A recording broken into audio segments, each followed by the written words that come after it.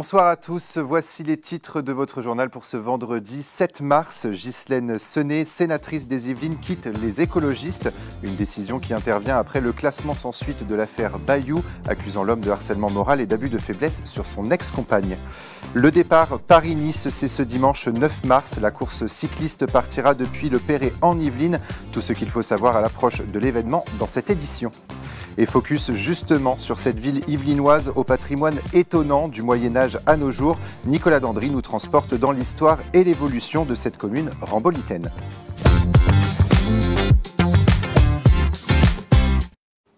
Après 15 ans passés chez les écologistes, ex-Europe Écologie Les Verts, Ghislaine Senée démissionne. Une décision qui intervient après le classement sans suite de l'affaire Julien Bayou. Pour rappel, l'ex-leader des écologistes était accusé de harcèlement moral et d'abus de faiblesse par son ex-compagne. Pour Ghislaine Senée, l'absence d'infraction évoquée par la justice est insupportable. La sénatrice des Yvelines ajoute que la direction des Verts continue, je cite, à entretenir le doute et faire comme s'il s'était passé quelque chose. Fin de citation. Ça bouge et ça pédale ce week-end dans les Yvelines. Ce dimanche 9 mars marque la 83e édition de Paris-Nice qui partira depuis la commune du Perret en Yvelines et le lundi de Montesson. Notre journaliste Michael Elmidoro nous explique tout ce qu'il faut savoir sur le départ de cette course au soleil et les animations prévues autour de l'événement. Ce dimanche 9 mars, le Paris-Nice s'élancera pour la 16e fois depuis les Yvelines. Cette année, c'est la commune du Perret en Yvelines, 6500 habitants, qui aura l'honneur d'ouvrir la compétition. Les coureurs partiront depuis la mairie à 11h40 pour réaliser 156,5 km à travers le département. Ils passeront notamment par Montfort-l'Amaury, les Ménules et la côte des 17 tournants avant de terminer au Perret en Yvelines. En plus de la course, un village départ sera également installé dans la commune le samedi de 10h à 18h et le dimanche de 9h à 17h30 avec des animations. Au programme initiation VTT trial, piste de BMX pour les enfants et un simulateur de vélo de course. Évidemment beaucoup de bonheur parce que ça va être un événement fédérateur pour tous les habitants.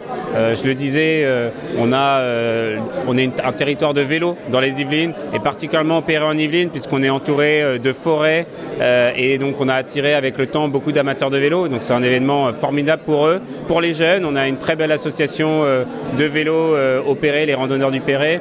Donc je sais que ça va être un grand bonheur pour tous les habitants. Une belle fête attend également les habitants de Montesson. Le 10 mars, les coureurs s'élanceront de la commune de 14 000 habitants pour une étape de 183,9 km. Au programme de cette journée, des animations à partir de 10h avec différents stands, une course des enfants et le podium des équipes à 10h40. Le départ sera donné à midi, rue du Général Leclerc. Une grande fierté pour Montesson. Montesson, c'est une terre de vélo.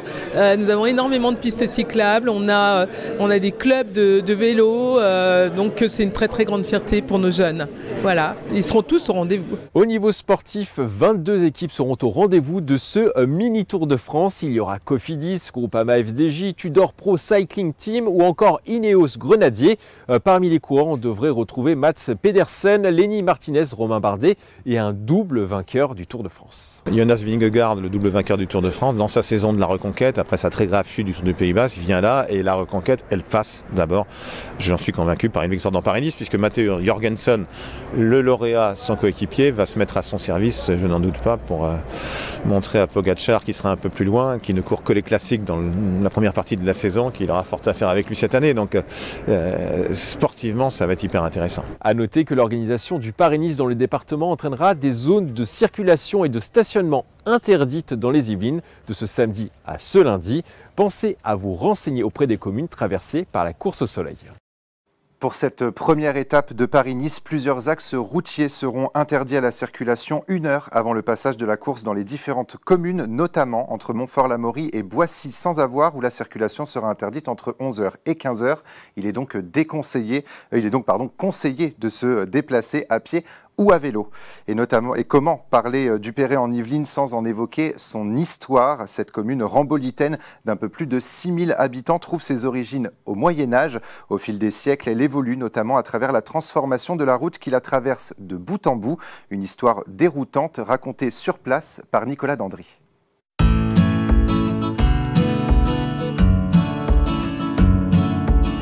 Le Perret en Yvelines est situé sur la route du sud du département des Yvelines, à quelques kilomètres de Rambouillet, une commune qui compte plus de 6000 habitants. Les premières traces de cette commune, on les retrouve au XIIIe siècle sous l'appellation Via Nova des Pereio, Peretum, qui désigne un perret, un chemin de pierre qu'on retrouve derrière moi. Il n'est plus en pierre, il est en béton aujourd'hui.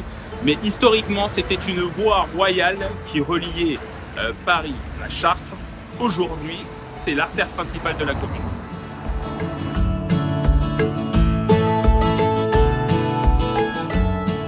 Parmi les lieux à visiter au Perret en Yvelines, il y a l'église Saint-Éloi datant de la seconde moitié du XIIIe siècle.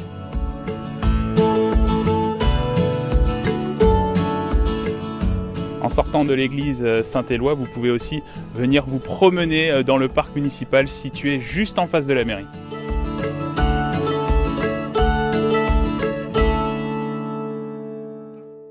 Et si vous voulez faire une balade plus longue, vous avez le choix entre l'étang du Perret ou à quelques kilomètres du centre-ville, l'étang Saint-Hubert. L'histoire royale du Perret en Yvelines continue puisque ces deux étangs ont été conçus pour alimenter en eau le château de Versailles. Et tous les vendredis, c'est jour de marcher sur la place de la mairie, l'occasion d'aller à la rencontre des Perrotins et des Perrotines. J'adore le Perret et ça fait 68 ans que j'y suis. Tout le monde est sympa.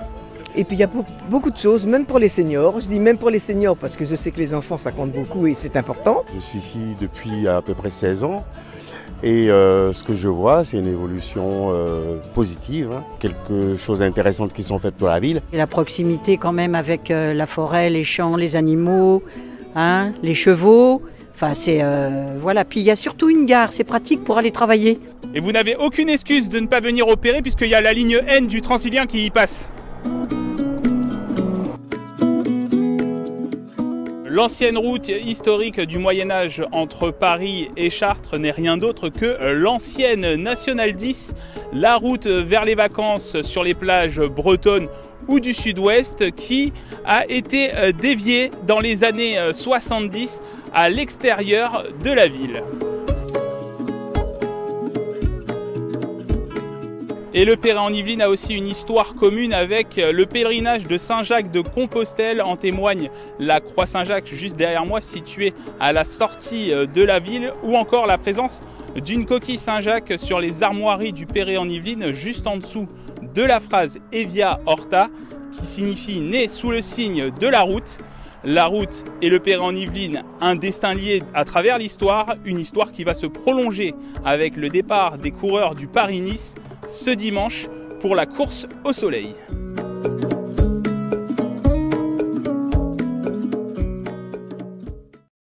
Le départ de la course au soleil Paris-Nice sera à suivre ce dimanche sur TV78 et je le rappelle partira du coup du Perret en Yvelines. Partons désormais à Coignères qui se positionne à la première place des villes et villages de 3500 à 5000 habitants des Yvelines où il fait bon vivre selon l'association des villes et villages. La commune garde sa première place pour la troisième année consécutive. Ce palmarès se base sur de nombreuses statistiques et englobe plusieurs critères, notamment la qualité de vie, les transports, les impôts locaux ou encore l'attractivité immobilière. Au niveau national, Coignères se positionne à la 53e position sur 969. Demain, 8 mars, marque la journée internationale des droits des femmes et dans les Yvelines, plusieurs rendez-vous sont prévus. À Saint-Germain-en-Laye, la municipalité propose une balade de 5 km à la découverte des femmes qui ont marqué l'histoire de la ville. L'événement est gratuit. De son côté, le château de Versailles s'illumine tout le week-end en violet entre 18h30 et 23h. C'est la fin de votre journal. On se retrouve très vite sur TV78.